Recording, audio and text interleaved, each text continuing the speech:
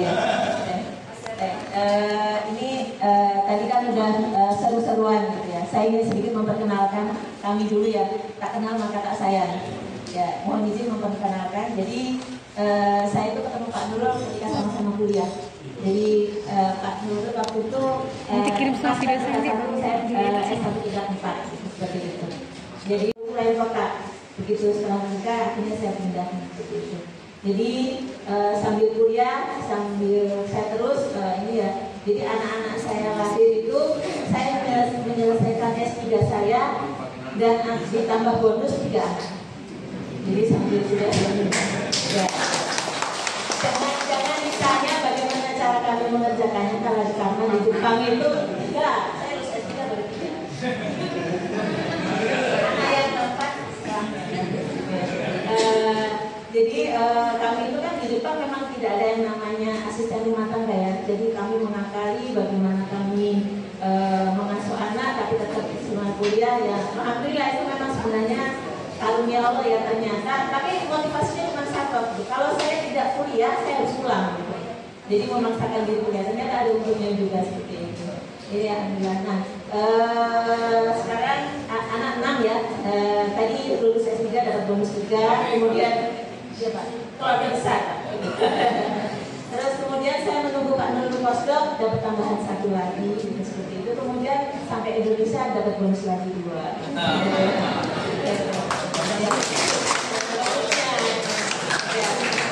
Sekarang saya sebagai perekayasa ahli utama. Kalau fungsional itu kan ada peneliti, ada juga kalau di kami dulunya saya di BPT itu namanya perekayasa.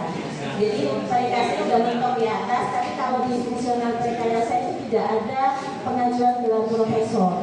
Jadi saya nggak bisa mengajukan gelar profesor, tapi dari fungsional saya sudah sampai atas gitu, seperti itu. Jadi kalau sebelumnya itu namanya aku ya ahli perekayasa utama, sekarang gelar itu dihilangkan. Nah bidang saya aslinya saya orang teknik kimia yang memiliki hobi farmasi. Jadi cita-cita yang tidak tersampaikan gitu. Dulu tuh saya lulus masuk UGM jurusan farmasi, cuma karena mendapatkan beasiswa Habibie, farmasinya saya tinggal. Cuma itu menjadi hobi pribadi yang akhirnya saya belajar otodidak. Ini saya sedikit memberikan semangat kepada adik-adik. Itu sebenarnya keinginan itu sebenarnya sesuatu yang bisa dicapai dengan cara apapun. Jadi belajar mandiri itu tidak terbatas, apalagi posisi sekarang itu kan internet ada di mana-mana ya. Jadi kalau merasa kok saya jurusannya tidak cocok, tetap teruskan dengan jurusan tersebut, tapi kesukaan jalankan. Itu pengalaman saya dapatkan. Alhamdulillah saya menyelesaikan S3 saya di bidang nanomaterial. Kemudian saya pulang ke BPPT, saya suka dengan farmasi. Akhirnya saya masuk ke pusat teknologi farmasi dan medika. Di situ saya mendapatkan ilmu banyak dari teman-teman kerja. Jadi saya bertemu dengan orang, saya mendengarkan teman saya presentasi. Alhamdulillah itu akhirnya sekarang saya sering membimbing mahasiswa farmasi S3, mahasiswa kedokteran S1, S2, S3 dari UI itu sampai dikiranya saya orang farmasi. Ketika saya jelaskan gelar saya MN, dokter engineering gitu. Kok itu tahu gitu ya? Karena itu hobi saya seperti itu. Alhamdulillah ya, ini satu kenikmatan yang saya pikir sebuah kenikmatan dari hobi, karena saya menyukai hobi saya dengan ilmu-ilmu kefarmasian. Akhirnya saya menggabungkan antara dua keilmuan itu menjadi sesuatu yang ternyata hikmahnya banyak sekali sehingga menghasilkan produk. Jadi kenapa produk saya produk-produk farmasi itu karena hobi saya. Ya.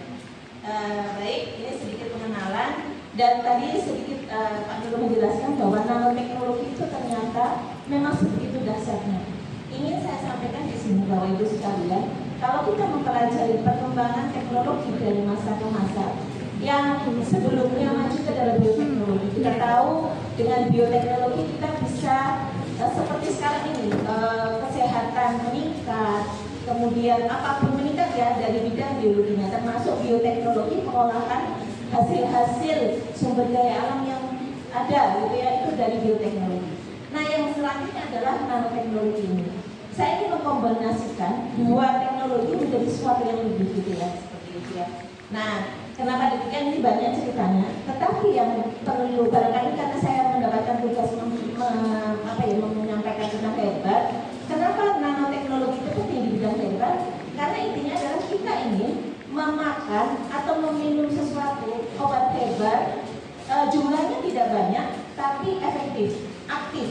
seperti itu. Nah, nanoteknologi berperan di situ.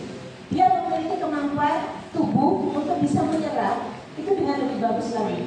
Kenapa? Karena interaksi antara benda-benda berupa nano dengan tubuh itu bagus sekali. Ini yang sebenarnya kenapa nanoteknologi itu banyak dipakai untuk suplemen kesehatan, untuk obat-obatan dari sisi ini. Ya. Hubungannya kalau Bapak Ibu sekalian sederhana sekali ya. Kalau kita ingin melarutkan gula, bandingkan antara gula yang masih besar dan gula halus. Seberapa cepat pelarutannya? Gula halus. Tidak perlu air panas juga larut dengan sempurna. Inilah sebenarnya cara-cara sederhana. Ketika kita mampu melarutkan apapun itu atau membuat apapun itu menjadi lebih kecil, intinya adalah lebih mudah larut, lebih mudah terserap oleh tubuh. Sehingga efektif, tidak perlu konsumsi terlalu banyak, tetapi langsung terserap oleh tubuh. Ini ya sebenarnya menjadi kata kunci kenapa nanoteknologi itu sangat dimanfaatkan oleh bangsa. Saya agak langsung skip saja ya.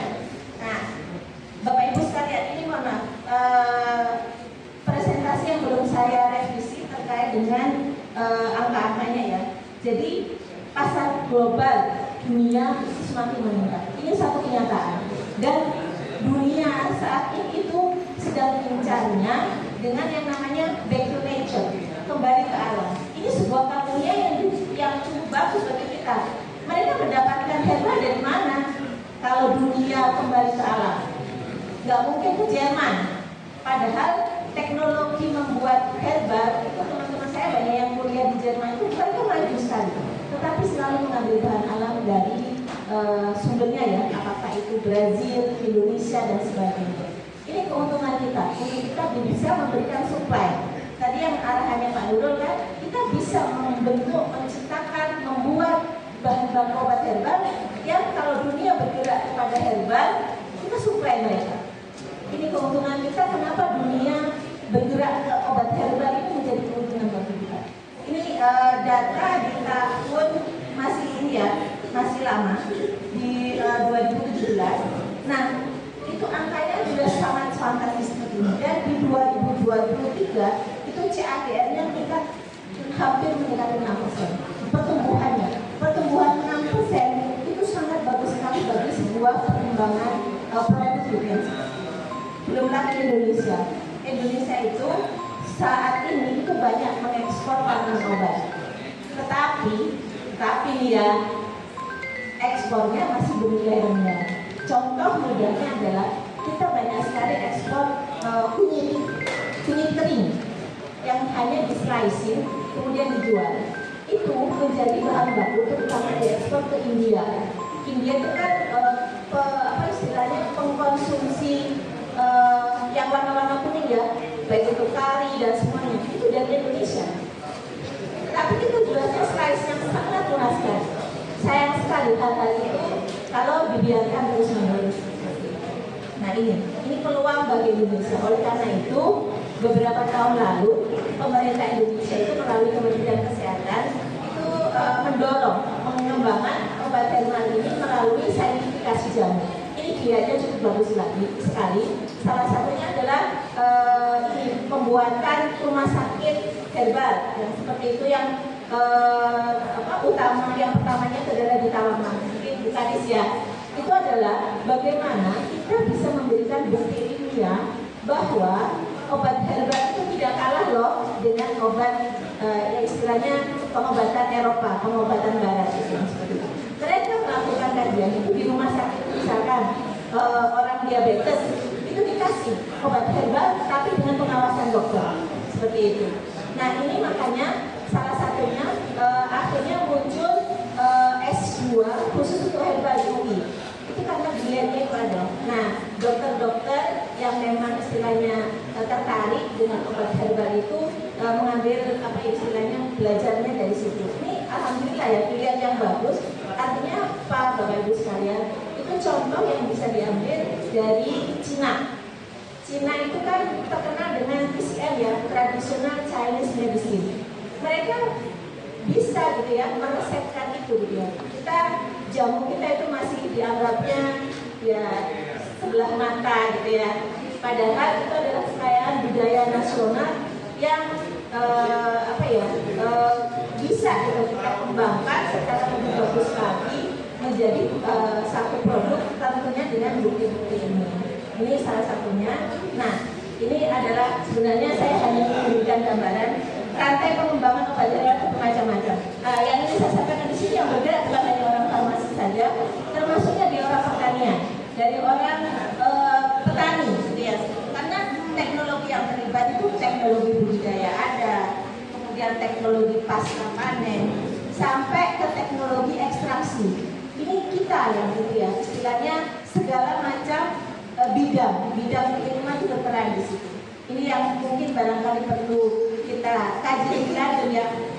Tidak berpikiran bahwa kalau obat herbal urusannya orang farmasi saja, urusannya ini aja, tapi semua berperan di situ untuk menghasilkan satu produk yang bernilai guna.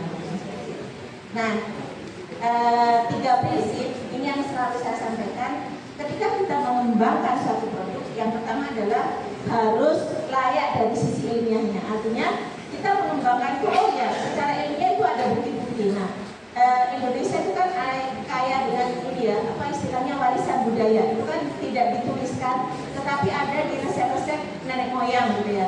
Itu biasanya tahu kalau di kami di Jawa itu namanya dengan dukun gitu ya. Nah, nggak tahu di Sulawesi ini apa namanya? Sama ya. Itu tuh kekayaan alam di situ. Mereka tuh bisa dibilang, oh sakit apa? Ambilkan daun ini gitu. Bapak Ibu percaya nggak kalau dukun bilang begitu? Percaya dulu ya Bu. Sekarang banyak percaya.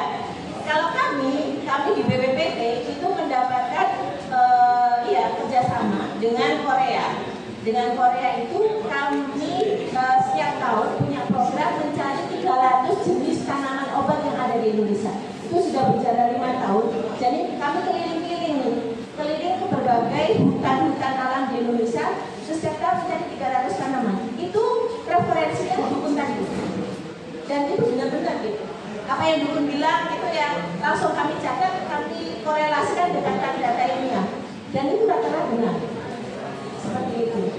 Dari ini ya, mereka itu kan turun-temurun dari kakeknya, anaknya, ke cucunya kayak gitu. Itu ilmu apa ya? Ilmu turun-temurun yang sebenarnya itu yang perlu dilakukan adalah kajian ilmiah supaya bukti itu jelas gitu ya. Karena memang kalau bisa dari sisi obat kan harus dosisnya jelas. Ini sebenarnya kombinasi. Yang pertama adalah dari saintifik. Kemudian yang kedua, secara ekonomi itu memungkinkan. Jangan sampai kita mengembangkan obat yang ekonominya nggak dapat gitu. Contoh ini kasus yang terjadi di kantor saya dulu. Kami mencoba mengembangkan obat kanker dari bahan alam. Udah dikasih dalam penelitian beratus-ratus juta. Ternyata pembuktiannya sulit sekali. Karena bagaimanapun kalau yang namanya kanker itu udah kecepatannya kan sangat tinggi, tidak bisa hanya dengan obat herbal. Artinya terus harganya juga tidak masuk. Jadi kita harus mencari jenis-jenis tanaman obat yang memang untuk sesuatu yang ya istilahnya dari ekonomi masuk. Kemudian yang ketiga adalah diterima oleh berbagai pihak, termasuknya adalah diterima oleh pihak medis. Ini ada Pak Dokter, Bu Dokter ya. Artinya ketika kita ngomong dengan dokter tidak boleh hanya bilang katanya kan. Apalagi kalau mengatakan urusan berapa dosis gitu yang seperti itu harus diterima, termasuknya oleh kalangan dokter ataupun kalangan pengguna. Pernah saya mendapatkan tugas dari kantor untuk membuat bidang saya itu bidang formulasi sediaan. Saya jadi kepala labnya di situ. Tolong dibuatkan sediaan tablet untuk ini ajuvan kanker, artinya untuk pendamping kanker. Oke gitu. Terus saya nanya dosis, itu ternyata untuk mencapai dosis efektif itu yang minum itu harus minum 7-9 tablet sekali minum, 3 kali minum. Saya bilang, waduh, ini stresnya bukan karena kankernya nih, karena minum obatnya nih kayak gitu. Barangkali tablet yang 1 gram gitu yang seperti itu. Itu kita harus kaji terus menerus sehingga diterima oleh semuanya. Nah, kenapa nano ini ya menjadi sangat penting Bapak Ibu sekalian? Karena di dalam obat herbal itu zat aktifnya sedikit. Zat aktifnya sedikit, kenapa sedikit? Karena dia tersimpan di dalam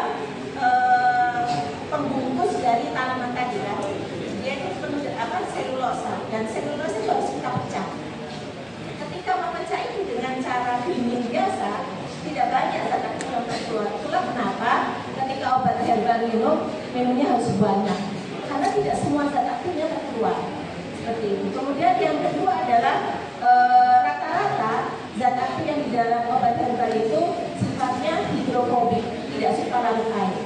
Begitu hidrofobik, di dalam tubuh yang tidak aktif, ya, seperti itu. Dan masih banyak lagi masalah-masalah lain. Nah, ini saya buka dari satu jurnal ya terkait dengan permasalahan-permasalahan di obat herbal. Inilah yang sebenarnya peran teknologi itu di situ. Jadi intinya adalah seperti ini. Kemudian yang menjadi concern selanjutnya, ketika kita ingin mengambil zat aktif itu metodenya adalah ekstraksi. Ekstraksi itu mengambil zat aktif dengan menggunakan pelarut. Nah, pelarut itu rata-rata pelarutnya itu apakah itu etanol, kemudian metanol dan sebagainya, pelarut organik. Yang terjadi adalah zat aktifnya itu yang keluar tertentu saja yang larut di situ, yang lainnya enggak. Sehingga kadang-kadang sifat komplementer.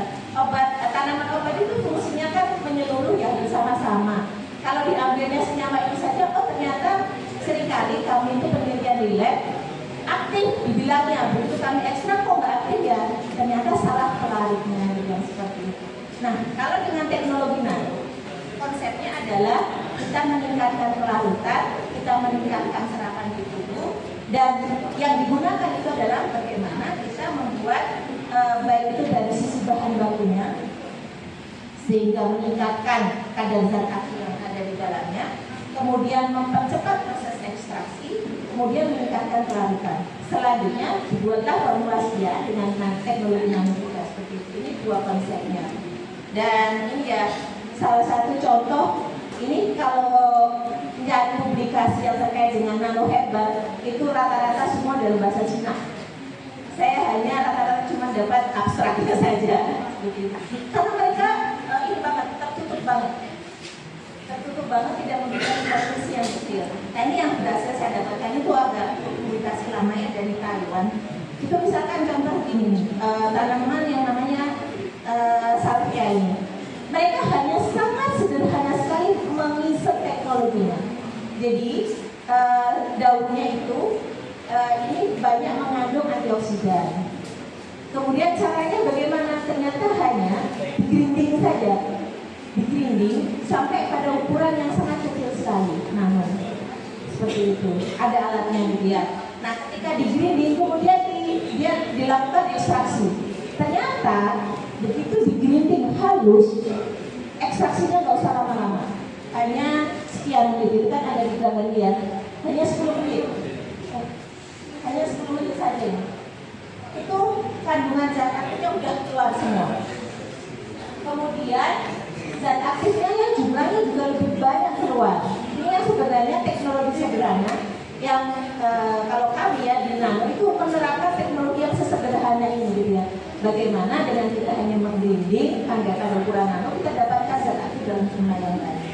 Seperti itu. Atau juga untuk misalkan penghantaran, kalau ini udah rasanya agak lebih dalam ya. Intinya adalah bagaimana zat-zat aktif di tanaman obat itu bisa memberikan efek yang jauh lebih bagus lagi seperti itu. Nah, ini banyak sekali publikasinya Bapak Ibu sekalian. Ini itu aja ya, karena terlalu ini detail banget gitu. Saya ingin menjelaskan sedikit itu penelitian kami.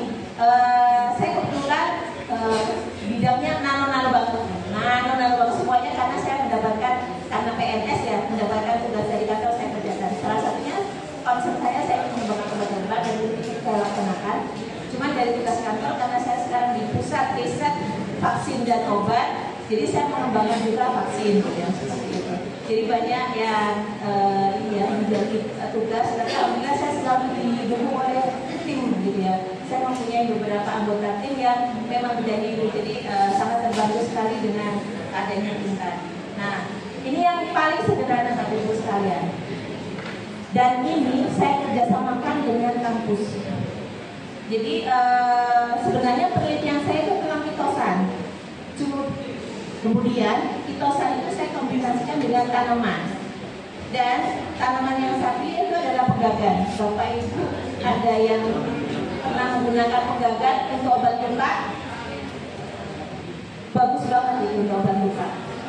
dan itu kami kombinasikan dengan nano. Ini menjadi topik disertasi mahasiswa Fakultas Kedokteran jurusan SPKK. Itu beliau ngambil dan bahannya dari kami dikombinasikan, dan beliau hanya mengujikan hingga sampai tingkat molekular karena memang topik disertasi itu kan harus luas ya, seperti itu. Nah, dari pembuktian ini ya, mahasiswa bimbingan saya ini membuktikan bahwa ternyata pegagan ini aktif untuk anti-aging itu secara molekular. Dia sangat semangat sekali karena bandingannya adalah penelitian yang dilakukan di Thailand. Thailand itu bisa menjadi produk, masa sih Bu kita nggak bisa Bu, gitu katanya. Itu yang menjadi pemicu dan akhirnya bisa membuktikan. Kemudian setelah itu kami gunakan juga untuk mahasiswa PPDS. Jadi yang sedang mengambil spesialis itu akhirnya mengambil, kami siapkan produknya, diujikan di geriatri. Jadi panti jompo itu kan yang sering menjadi masalah itu kan kulit kering ya, kulit kering, kemudian gatal, kemudian digaruk dan sebagainya. Itu dicobakan, ternyata efeknya sangat bagus sekali, menghilangkan kulit kering dan mengurangi gatal. Ini sudah uji klinis menjadi topik penelitiannya mahasiswa PPDS. Nah, kemudian saya juga mengembangkan nama herbal sambiloto. Kalau sambiloto ada yang tahu untuk apa? Penyakit apa kira-kira? Diabetes. Betul. Bagus sekali sambiloto. Sambiloto ini sudah banyak produk yang dijual seperti itu. Cuman kekurangannya adalah kita tidak bisa membuktikan secara ilmiah. Nah, kami mencoba ini bukti-bukti ilmiah bagaimana sambiloto untuk diabetes. Kemudian saya insertkan teknologi nano. Ternyata kalau sambiloto itu kita buat sampai kepada ukuran nano, itu aktivitasnya hampir melebihi karena saya kurang datanya belum lengkap ya, dari obat sintetis seperti itu. Ini salah satu datanya. Kemudian kita cek juga ternyata yang dilakukan oleh orang Taiwan tadi itu saya cek juga ternyata memang dengan hanya mengecilkan ukuran zat aktifnya jumlahnya lebih banyak. Nah, ini terakhir. Dan tadi karena Pak Nurul melalui saya menceritakan tentang glikosa, jadi cerita awal mulanya itu saya kan bidangnya biomaterial, nanomaterial yang ada di polimer gitu ya. Kemudian saya pulang ke Indonesia, di Indonesia tak mungkin lah saya mengembangkan polimer sintetis gitu ya, seperti itu. Akhirnya saya itu tergerak dengan alginat dan glikosa. Alginat Bapak Ibu tahu dari mana? Rumput laut. Itu bahan yang sangat aktif sekali untuk healing. Cuma pada saat itu saya belum mendapatkan sumber alginat yang grade-nya farmasi. Akhirnya saya fokus di kitosan karena kitosan sudah ada supplier yang dari farmasi. Saya membuat satu teknologi yang sangat sederhana sekali dengan hanya berbasis piring yang ada di setiap lab laboratorium. Saya mengembangkan teknologi yang sederhana itu, kemudian saya bekerja sama dengan beberapa teman-teman yang ekstrak, digabungkan dengan ekstrak kepada pengujian itu dimulai dari tahun 2009. Dan saya selalu mendapatkan pendanaan dari luar, tidak dari institusi ya, maksudnya dana dari luar bukan dana kompetisi. Itu dicobakan dan itu menjadi kolaborasi penelitian saya dengan berbagai orang gitu, seperti itu, untuk macam-macam gitu ya. Nah, kitosan ini ternyata saya bisa membuktikan bahwa dia aktif untuk berbagai macam jenis macam-macam ya. Salah satunya saya gabungkan dengan pegagan dan manggis gitu. Ini dijadikan kosmetik anti jerawat. Ini sudah diambil oleh industri swasta anti jerawat. Buktinya itu sudah sampai ke mereka langsung menggunakan dan itu data ada. Masalahnya ketika pendaftaran di BPOM karena klaim nano tidak mendapatkan izin. Ini yang masih ini ya, karena memang Indonesia masih sulit dari segi perizinannya. Tapi ini sudah kami kerjasama dengan industri swasta kosmetik terbesar di Indonesia. Kemudian kami cobakan juga untuk obat diabetes gitu ya, insulin. Ini penelitian-penelitiannya ini ya. Saya ingin membuktikan bahwa kitosan ini aktif. Kemudian ini juga kerjasama dengan FKUI. Bagaimana kitosan itu mampu membawa suatu obat itu sampai ke target gitu ya, seperti itu. Nah inilah Bapak Ibu sekalian bagaimana sebegitu kuatnya kitosan. Artinya kalau dari Takalar ini, atau mungkin barangkali Sulawesi ya, dengan produksi udang, rajungan dan sebagainya melimpah, itu kan 60% itu kan limbah. Jadi kalau kita mengambil limbahnya saja itu udah jumlahnya 60%. Dan kalau itu dibiarkan dibuang ke laut, yang terjadi adalah masalah lingkungan. Bagaimana kita bisa mengolah gitu ya produk istilahnya waste setelah limbah dari perikanan itu menjadi sesuatu yang bernilai guna tinggi. Data ini sudah banyak, penelitian dari maksudnya dari riset ini juga sudah banyak. Lihat bagaimana masalah yang ada sekarang, itosan itu yang saya ambil ya sekarang itu yang memproduksi orang luar di Indonesia. Bayangkan Bapak Ibu sekalian, mirip sekali. Kami BPPT pernah bikin sampai hitungan bikin pabrik gitu ya, cuman ternyata belum ada yang tertarik. Nah itu akhirnya kami mencoba dengan cara jualan dulu. Kalau nanti kebutuhannya sudah sampai pada tingkat tinggi, kita olah. Mudah-mudahan di sini kan sumbernya limbahnya ya, apalagi kalau dari Pemda sangat istilahnya tertarik gitu ya, kita bisa mensuplai. Karena si perusahaan itu sekarang sudah macam-macam aplikasinya, dan industri pensuplainya nggak banyak.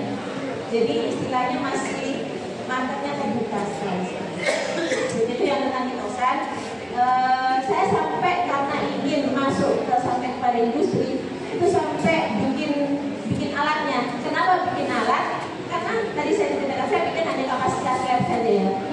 Ketika saya sampaikan kepada perusahaan besar ini ya, Kalbe Farma, kebetulan Kalbe Farma yang akan mengambil produk kami itu, Bu Eti sanggup suplai berapa kilo per bulan. Kalau udah urusan nanopartikel udah berapa kilo itu langsung bisa kalah. Akhirnya saya mengajukan pendanaan dari Ristek pada saat itu untuk membuat alat.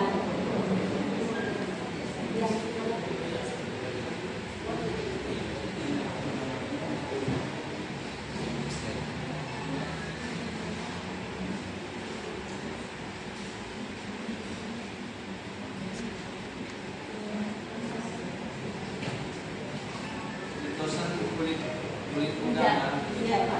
Jadi karena alat ini itu belum ada di dunia, akhirnya saya merancang bambu alat ini dengan kapasitas 50 liter per batch. Harapannya ketika nanti udah sampai ya, kita bisa bikin dari cangkang udang, cangkang rajungan menjadi sini menjadi itosan. Teknologinya sederhana, hanya menggunakan kimiawi atau enzimatis. Nah begitu jadi itosan, kita ini produksi nih, kita sudah dapat pasar atau kita membuat pasar sendiri. Kami sudah menyiapkan alatnya juga untuk kapasitas besarnya seperti itu.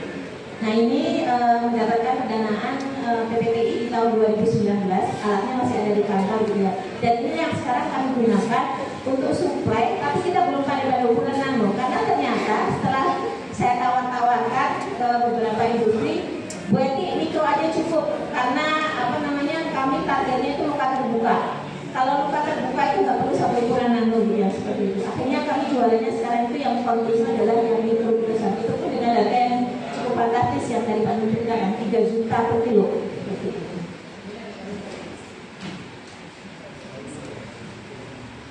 Ya mungkin tentang pengenalan kita seperti itu, intinya Bapak Ibu sekalian, kita bisa gitu ya melirik apa yang ada di sekitar kita untuk kita jadikan sesuatu gitu ya. Dan limbah perikanan itu adalah sesuatu yang sebenarnya sangat potensial untuk diolah lebih lanjut. Apakah itu untuk itosan, kemudian yang berikutnya adalah dari tulang ikan, kita ambil misalkan kolagennya dan sebagainya. Itu adalah sebenarnya bahan-bahan yang nilai jualnya tinggi. Memang diperlukan teknologi. Cuma intinya kalau kita misalkan kami di BRIN itu banyak ahli-ahlinya. Kalau diperlukan kita bisa kolaborasi. Dan itu yang sebenarnya yang dilakukan oleh Nano Center tadi ya, bagaimana mengawinkan antara peneliti, kemudian adik-adik muda, kemudian kepada yang berminat untuk menjadikan itu industri atau investor untuk menjadi satu produk ya. Indonesia itu sudah kaya dengan ininya sebenarnya, cuma sayangnya belum sampai dielaborasi lebih lanjut dari produk yang seperti itu. Nah, inilah fungsi kami. Dan ini sedikit menceritakan, tadi Pak Nur sudah menyinggung ya, bahwa Nanotech Indonesia Global itu adalah perusahaan berbasis riset. Karena perusahaan berbasis riset, yang perlu diperkuat adalah risetnya. Nah, nggak mungkin perusahaan yang megang sendiri risetnya, akhirnya perusahaan membuat yayasan. Nah, kami ada di namanya ini, Yayasan Pusat Penelitian dan Pengembangan Nanoteknologi Indonesia. Di yayasan ini ada banyak kerjaannya gitu, tidak hanya penelitian tapi juga kepada edukasi, kemudian kepada pelatihan dan sebagainya. Nah, ada satu sub di yayasan itu yang namanya Nano Center Indonesia. Ini yang memang tugasnya di riset. Jadi kami mendapatkan tugas untuk melakukan riset. Apakah riset itu adalah mengembangkan produk baru atau memberikan bukti-bukti ilmiah dari produk yang sudah dikembangkan. Dua tugas kami itu. Nah, saya mendapatkan tugas untuk yang life sciences. Jadi kalau hubungannya sama yang bau-bau alam, itu tugas kami yang seperti itu. Nah, ini sedikit pengenalan. Anggota kami cuma sedikit ya. Jadi hanya saya sebagai kepalanya. Kemudian dibantu oleh tiga orang master dengan berbagai bidang. Kemudian 2 orang anak nano graduate program. Jadi kami punya program untuk merekrut adik-adik lulusan S1 atau lulusan S2 yang ingin belajar penelitian. Jadi kami didik bagaimana cara penelitian yang benar, bagaimana cara menulis paper, bagaimana cara membuat paten. Itu yang kami ajarkan sehingga kedepannya kemampuan penelitiannya meningkat. Nah, selanjutnya silakan mau lanjut S2, S3 itu kami siapkan sampai dengan surat rekomendasinya seperti itu.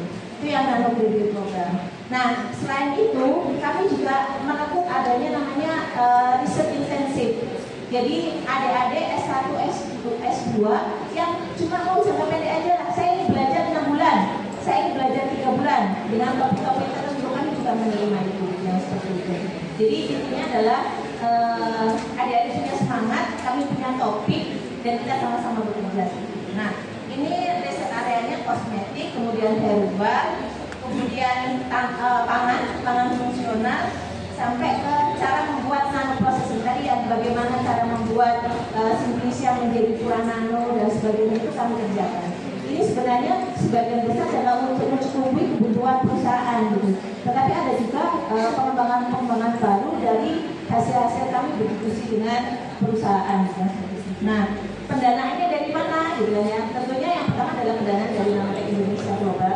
Kemudian kami juga berusaha untuk ini ya, peneliti itu kalau mendapatkan dana dari luar tuh kayaknya pride-nya naik gitu ya. Nah, itu kami berusaha juga, alhamdulillah. Jadi cara kami adalah kami kolaborasi dengan para dosen, para peneliti. Kita mengajukan pendanaan, apakah itu pendanaan dari kampus atau pendanaan nasional. Yang semakin kita mendapatkan pendanaan yang levelnya tinggi, itu kepercayaan dirinya semakin meningkat. Dan alhamdulillah tahun ini ya, tahun 2022 awal kami bisa telur mendapatkan pendanaan PTKN itu yang dari DIPTI. Kemudian yang kedua mendapatkan pendanaan dari PDRK. Ini yang 2022. Dan 2023 minggu lalu kami mendapatkan pengumuman kami lolos juga pendanaan dari Toray Grant gitu yang seperti itu. Dengan alhamdulillah dengan cara seperti itu saya mampu memberikan semangat kepada adik-adiknya, adik-adik yang muda ini. Kalian bisa loh bikin publikasi, bikin proposal sebaik ini sehingga lolos istilahnya kompetisi nasional gitu. Saya ajarkan cara-cara bagaimana menulis proposal, bagaimana proposal itu dilirik oleh reviewer. Kebetulan saya kan reviewer di BRIN ya, jadi saya tahu reviewer itu nilainya tertingginya di sini loh gitu ya. Itu saya ajarkan.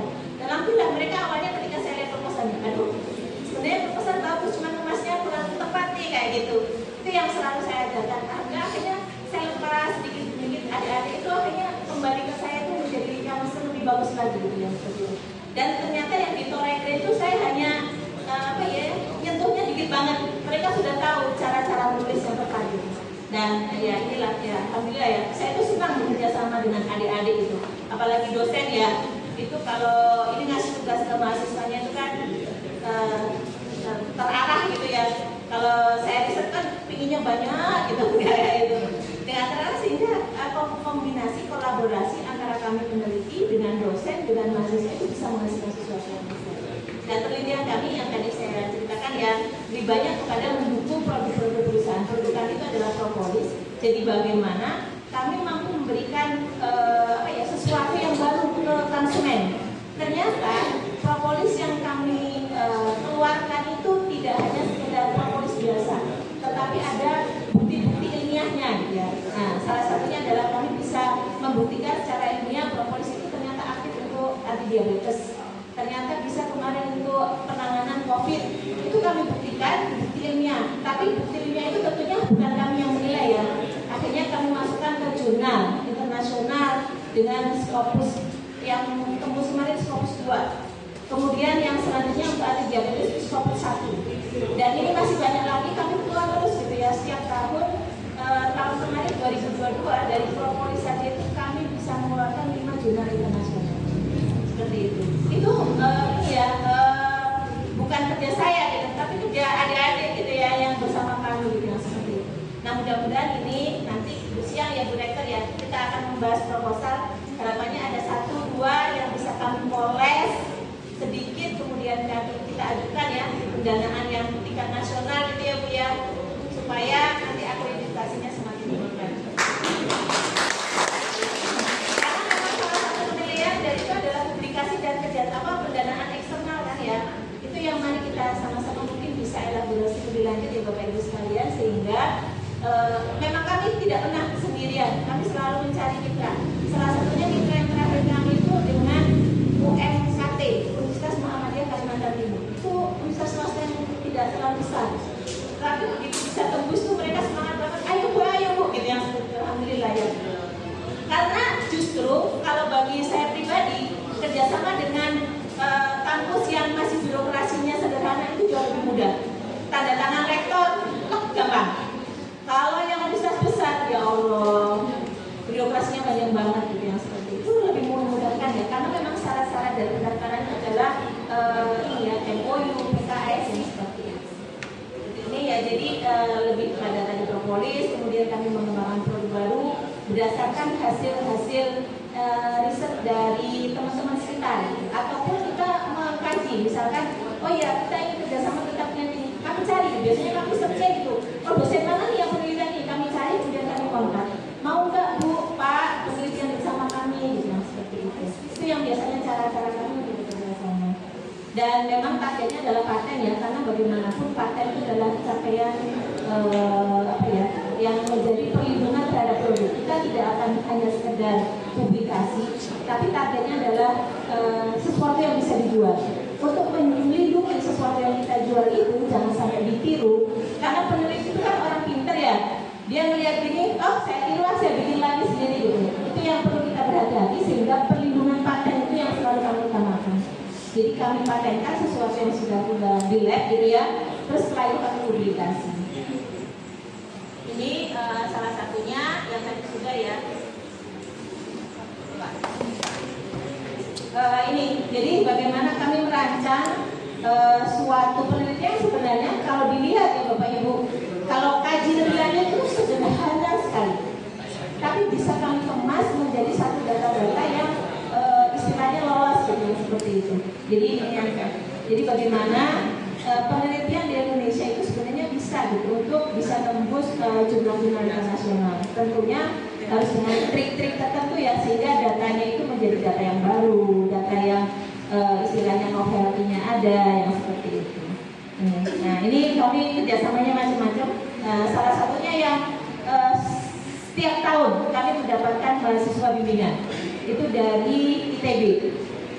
Seperti itu. Kemudian dengan ITB juga yang kami kerjasama kemarin, kemudian dengan BRIN tentunya karena saya selalu punya teman-teman ya, itu kami juga ada kerjasama banyak sekali kerjasama penelitian dan kadang-kadang sampai kepada ini ada dokter gitu, saya ingin mengembangkan ini untuk suatu produk karena dari hasil disertasinya, terus minta dibikinkan contoh produk yang untuk uji klinis misalkan kayak gitu.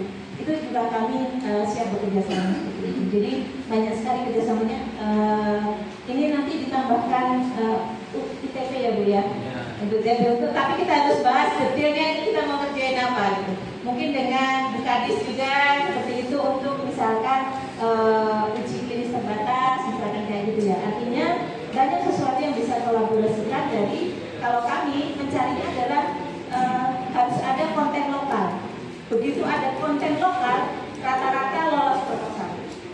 Karena konten lokal itu yang ditunggu, apalagi ini kan dari tempat yang memang sumber daya alamnya sangat ini ya, seperti itu. Nanti kita gali bersama ya Bapak Ibu sekalian, para dosen di sini dengan bimbingan Bu Rektor dan Pak Bupati, kita mari mencoba mencari apa yang sebenarnya bisa diunggulkan dari daerah ini, kemudian apa yang bisa kita jadikan paper, dan tentunya apa yang bisa kita jadikan produk. Karena paper dan produk itu harus seiring.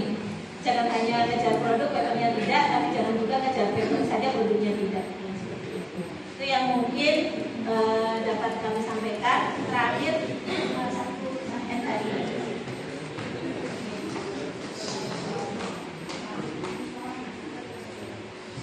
Ini saya perkenalkan satu perusahaan hasil startup yang saya sekarang jadi direktur R&D-nya. September 2013, pada tahun 2014, PT Nanotek Herbal Indonesia mengikuti seksi inkubasi teknologi di lembaga inkubator PT Pili. Masuk dan berkesempatan sebagai pegang dari Balai Inkubator Teknologi, PT Nanotek Herbal Indonesia memulai ekspansi bisnis melalui produk unggulannya, yaitu Propolis Nano. PT Nanotek Herbal Indonesia kemudian mengembangkan produk keduanya, yaitu Nano Kitosan pada tahun 2016. Kemudian mendapatkan fasilitas teknologi Business and Incubation Center atau Nanotek Herbal Indonesia memiliki 5 unit bisnis yang saling bersinergi dalam merintis ekspansi bisnis perusahaan. Unit pertama adalah produksi yang berperan menghasilkan berbagai macam produk nano berbahan baku herbal dan bahan organik. Dua produk yang menjadi bukti kekuatan perusahaan adalah Propolis Nano dan Kitosan Nano. Propolis Nano sudah teruji untuk imunostimulan pada manusia dan banyak industri yang sudah melakukan rebranding Propolis Nano dari Nanotek Herbal Indonesia. Kitosan Nano diprediksi akan jauh lebih hebat dari keunggulan Propolis Nano. Kitosan aktif dalam membantu mengunci pembentukan kolagen sehingga sangat sesuai untuk kebutuhan industri kosmetik. Namun kemampuan Kitosan Nano dalam mengobati luka basah penderita diabetes juga menjadi hal menarik lainnya. Unit kedua adalah jasa karakterisasi bahan. Unit ini merupakan bagian dari R&D yang membentuk network perusahaan untuk melakukan uji karakterisasi bahan di NHI menggunakan mesin dan alat yang dimiliki. Unit ketiga adalah jasa nanoprocessing. Dengan teknologi yang dimiliki perusahaan, Nanotek Herbal Indonesia membantu industri herbal Indonesia untuk memiliki bahan herbal yang sudah diproses dengan teknologi nano. Ini tidak sepenuhnya ya, jadi ini dapat kami ceritakan dulu. Kami memulai dari hasil riset menjadi satu perusahaan kecil sekali dengan modal dasar sudah sampai berapa? 50 juta. Kemudian kami diinkubasi, kebetulan saya BWPT, diinkubasi di Balai Inkubator BWPT. Dan itu akhirnya kami berkembang juga ya sampai mendapatkan inkubasi bisnis. Dan dinyatakan graduate dengan juara satunya seperti itu. Nah, itu akhirnya perusahaan itu berkembang. Sekarang omset mendekati 20 miliar. Dengan hanya produk unggulannya Propolis dan Kitosan saja. Kami masih belum bergerak ke yang lainnya dengan seperti itu. Artinya Bapak Ibu sekalian, sebenarnya sesuatu yang ditekuni dari hasil penelitian, kemudian kita tekun juga sampai kepada pengembangan produk sehingga produk itu bisa istilahnya ada upgrade dari tahun ke tahun, itu bisa gitu bertahan di pasar gitu, seperti itu. Dan kami membuktikan sendiri ya dari startup sehingga dari hasil penelitian menjadi startup, menjadi perusahaan besar, bukan besar ya menengah ke bawah lah gitu, yang seperti itu bisa gitu dari hasil teknologi. Nah, harapannya dan karena dari pengalaman itu akhirnya kami menjadi kalau gitu kita aja jadi pusat inkubator gitu ya, karena ternyata kita bisa juga membantu menginkubasi inkubasi perusahaan-perusahaan apa tadi, startup tadi itu menjadi perusahaan yang seperti itu. Ini yang mungkin barangkali apa yang kami dapatkan dari pengalaman, tentunya bukan pengalaman yang itu ya, kami berdarah-darah juga ya, pernah jungkir, tapi alhamdulillah kami bisa kembali jungkir balik itu karena memang bikin perusahaan itu bukan gampang, tapi setidaknya berbekal dari apa yang kami miliki ketika kami melakukan pendampingan, kami tahu sebaiknya jangan begini, sebaiknya jangan begitu, itu dari pengalaman kami itu bisa gitu ya. Jadi Bapak Ibu sekalian, kalau ingin bikin, adik-adik terutama yang bikin startup, kalau bisa kami dampingi, insya Allah ya, mudah-mudahan kita hasilnya lebih baik dari kami yang seperti itu. Jadi demikian yang bisa saya sampaikan. Mohon maaf Bapak Ibu Direktur, Pak Kadis, terima kasih banyak. Assalamualaikum warahmatullahi wabarakatuh. Terima kasih atas penyampaiannya Ibu Dr. Esti Mahdiati. Karena belum waktu, jadi kita nggak bisa tanya jawab. Nanti pada zuhur ada sesi khusus dosen dengan Dr. Esti dalam program. Namun ada penyampaian penutup dari Pak Bupati, Bapak Dr. Haji Samsari Tidak. Penyampaian penutup. Tadi kita berterima kasih ya ke dua pembicara, tapi sederhananya ini ya, beliau itu bisa membuat bisnis dari bahan-bahan yang ada di sekitar kita. Sebenarnya intinya begitu. Sementara kita di sini setengah mati dengan lampu kilo, tidak ada yang tertarik, ya enggak? Nah beliau ini tadi sebutkan perusahaan terakhir itu dari bahan-bahan lokal diolah, akhirnya perusahaan itu dapat 20 miliar setahun. Iya kan Bu? Tapi ini digabungkan, ya jadi peran keilmuan, makanya kita bikin ITP supaya mahasiswa itu terdidik. Tapi kalau mau jadi pengusahanya itu nyambung, jadi kita sambung nanotech itu untuk mengajari kita menjadi bisa menemukan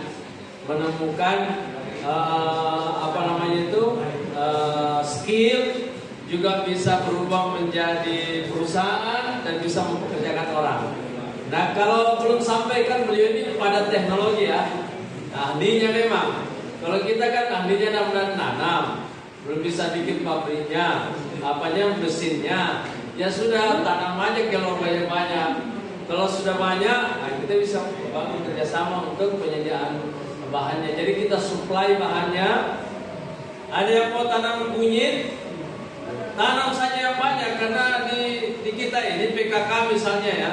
Kalau mau dikembangkan satu desa ya, atau satu kecamatan, dikembangkan tanaman pekarangan, tapi kita sepakat, misalnya kunyit semua di pekarangannya, itu bisa jadi bisnis itu. Apalagi di sini yang mahasiswanya kan banyak dari staf desa ya. Nah ini yang tidak pernah kita seriusi. Ini ada Pak desanya di sini, Prof. Pak desa ini balang tanahnya cocok sekali tanam kunyit. Daerahnya ini daerah pabrik gula, tapi pekarangannya itu besar-besar. Saya tanya dulu, kalau kunyit dimakan sama sapi tidak? Tidak. Jahe merah bisa tuh. Nah kita itu belum pernah melakukan satu kesepakatan. Misalnya satu desa atau satu kecamatan semuanya tanam kunyit. Tapi ada juga memang kendalanya selama ini, karena kita belum ketemu pasarnya.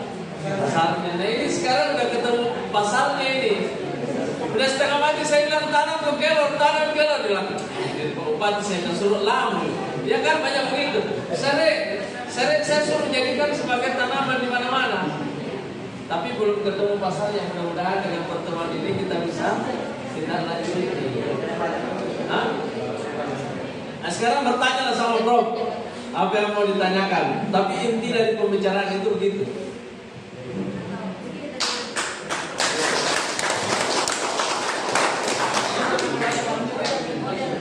Oke, kita buka sesi pertanyaan untuk satu penanya saja ya. Ada? Banyak aja kita, tapi mau turun. Ya, itu Pak Des, saya.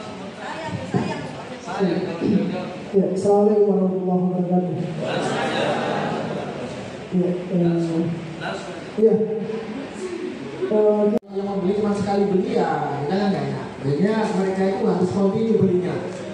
Nah, makanya kita harus punya stok yang banyak, berkualitas, jumlahnya tertentu sekian, kan gitu ya. Bisa kan bapak-bapak ibu-ibu sekalian di sini memastikan itu? Kalau tidak kan marketnya, nah nanti bapak saya minta 1 ton 1 ton bisa, begitu 30 ton nggak bisa. Waduh, kita yang jualan kan semaput, tadi kena macam-macam. Nah untuk itu Pak Bupati, kita perlu mengidentifikasi itu. Kalau teknologi, jangan Pak ini banyak nih, ya kan dipanen banyak sekali. Gimana caranya? Pakai teknologi supaya pada saat harga murah kita simpan. Kalau perlu kita pindahkan menjadi produk yang bernilai tinggi, kita olah dan sebagainya. Nah itu teknologi ya. Tapi memang baru kalian harus kalau ini pembelian kontinu, maka kita harus membuat ya istilahnya mau nggak mau turun tangan semuanya oleh waktu. Jadi jumlahnya berapa, kualitasnya bagaimana, ya kan? Nah kontinuitasnya bagaimana? Bareng-bareng. Jadi kalau mau kaya bareng, nggak boleh sendirian. Nah desa ini, oke desa ini khusus untuk serai. Nah saya tanya Pak, misalnya serai Bapak memang berapa ton Pak? Ya jawabannya kan, wah mungkin nggak kan, itu nggak bisa. Harus banyak juga. Cuman 100 ton aja ngomong kayak gitu ya nggak bisa. Nah makanya harus terencana. Kalau kita punya data itu, nah kita bisa memulai. Tapi pertanyaan ini bro, kira-kira kayak daun kelor atau serai itu ada nggak pasarnya? Pasti ada. Orang mereka itu bisa dijual. Mereka lain, yang lain bisa jualan, kenapa kita tidak bisa jualan? Tapi yang di produk yang di nano sudah ada yang jualan. Yang serai kita barusan mau masuk kemarin kita udah datang di pol. Kalau daun kelor Sama kelor juga gitu. Kemarin ada permintaan untuk bikin produk-produk yang berbasis kelor. Jadi intinya adalah,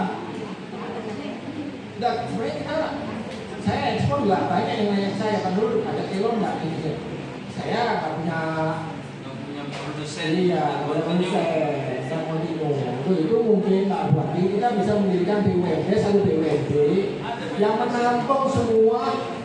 Jadi semua masyarakat membuat produksi kelor, produksi serai, langsung diterima oleh BUMD.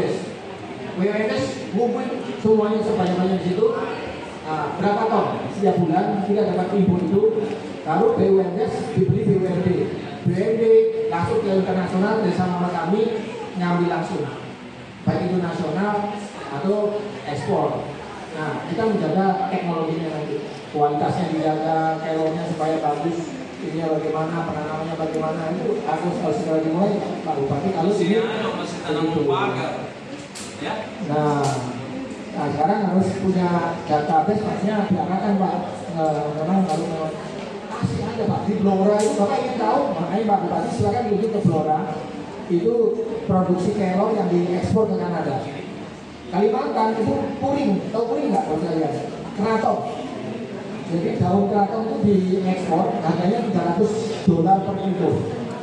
Kalimantan Barat, banyak triliunan itu Pak. Nah maksud saya, kita harus punya, kalau mau begitu dibikin jumlahnya banyak, dikoordinir oleh BUMD atau BUMD. Nah nanti BUMD-nya bersama dengan kita, kalau perlu memberikan perusahaan seperti BUMD dengan kita yang akan mengambil semua tanaman, baik itu kelor, serai atau bagaimana, atau jahe atau kemana-mana. Tapi ya harus sudah tertentu, sehingga kita udah pasti saya mau jual ke Jepang atau kemana, kita olah dulu misalkan dan sebagainya dulu Pak Bupati. Terima kasih. Yang kedua apa tanaman khas? Ya tadi tanaman apa Pak? Mungkin ya, bahasa Indonesianya apa? Nanti mau izin saya kaji ya Pak ya. Karena dari kami mungkin belum ada. Cuman mungkin kayaknya Bu Kadis bisa menjawab itu. Ya, secara umum itu Indonesia itu kaya dengan berbagai macam tanaman. Kalau infonya dari nenek moyang begitu biasanya sih sesuai. Tinggal bisa dikemasnya dalam bentuk yang bagus atau tidak. Karena sebenarnya secara sederhana itu kan kita bisa ajukan menjadi jamu ya. Jamu itu kan sangat sederhana sekali gitu ya.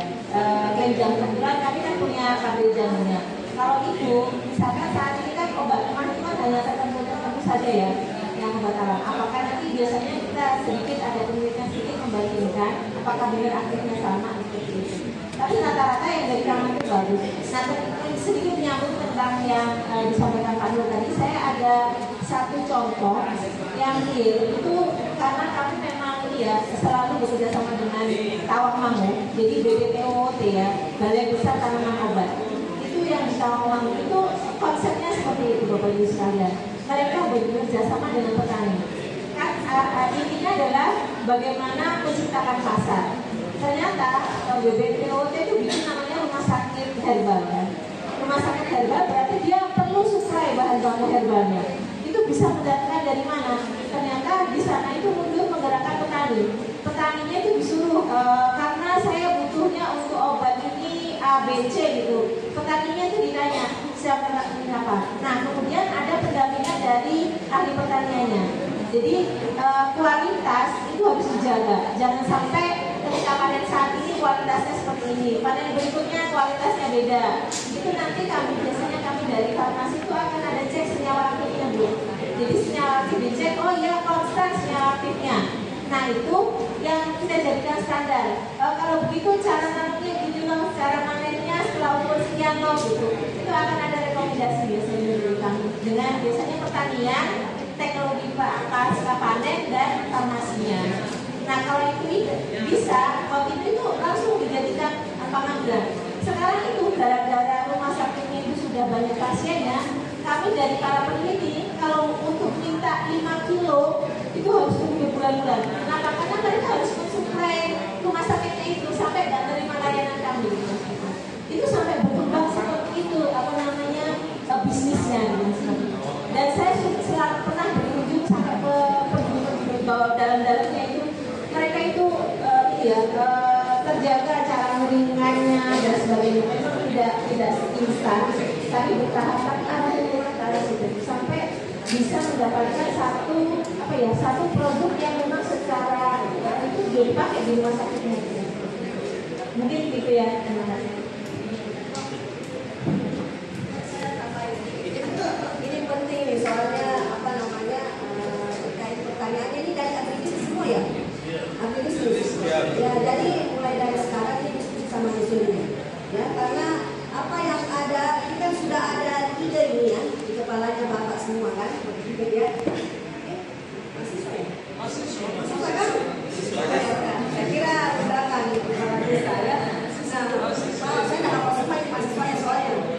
Nah ini mulai dari sekarang Bapak diskusikan kalau itu memang menjadi ide dan cita-cita mengembangkan itu nanti diskusi dengan dosen agribisnisnya. Ini model pengembangan agribisnisnya seperti apa ya? Sehingga bisa menjadi bahan penelitian atau nanti bisa magang. Nah ini saya mau perkenalkan kami sebenarnya salah satu bentuk MOU-nya dengan nanoteknologi adalah magang ya. Dan tadi Bu Eti sudah menjelaskan kepada kita semua bahwa itu magang itu bisa punya potensi nanti, bisa berpeluang nanti untuk melanjutkan S2 dengan beasiswa keluar. Tapi syaratnya ya, syaratnya ini kalau keluar itu tidak sembarang orang menerima mahasiswa Bapak Ibu ya. Yang paling pertama bukan hanya soal kecerdasan, tetapi soal karakter ya, soal karakter. Jadi ini yang harus kita bangun di sini, karakter rajin ya Bapak Ibu, karakter disiplin ya, karakter peduli, ini semua nih. Jadi boleh kita bercita-cita tinggi-tinggi tapi harus dibarengi dengan usaha itu ya. Jadi bukan hanya intelek ya, tetapi juga harus karakternya punya. Jadi tidak bisa juga sembarang Prof. Nurul dan Bu Eti kasih rekomendasi keluar kalau Bapak Ibu tidak punya karakter tiga ini. Ada-ada tidak punya karakter tiga ini. Ya, jadi ini dibangun karakter ini mulai dari semester 1. Ya. Disiplin, bersih, ya, lingkungannya peduli dengan lingkungannya, ya. Kemudian yang ketiga itu tadi, ya, disiplin dan tentu ya rajin ya. Nah itu. Nah, ini dibangun dari sekarang. Jangan malas-malasan kuliah, ya. Kemudian jangan tidak peduli dengan lingkungan, lingkungan kotor tidak lihat sampah tidak diambil. Ya ini tidak ada karakter begini di luar negeri. Ya, tidak laku Bapak Ibu, bisa dipulangkan itu sama profesor. Karena saya juga punya pengalaman sekolah di luar negeri. Ya, jadi tolong kalau intelek semua orang bisa tingkatkan ini, tapi karakter ini harus dibangun lama. Nah, jadi tolong dibangun itu. Kalau Bapak Ibu mau tercapai cita-citanya yang tinggi-tinggi, ya. Jadi mungkin mulai dari sekarang disusun proposalnya, dan ini tujuannya kami ini nanti siang insya Allah akan dipandu oleh beliau berdua untuk menyiapkan sekalian dengan mahasiswa proposal. Ya berdoa ya, mudah-mudahan bisa diterima ya, dapat anggaran penelitian nanti ya, kalau tidak nanti desa bantu lah dengan Bukadis dibantu penelitiannya gitu ya, dan penelitiannya mudah-mudahan ya. Nah saya kira itu dan Serai ini mau jawab dulu pertanyaannya Serainya Pak Bupati, jangan sampai ditanya Pak Bupati kok suruh tanam serai tapi selanjutnya gimana gitu ya. Jadi Serai saya mau bilang Pak ya, serai itu nyamuk di rumah tak kurang karena ada serai ya.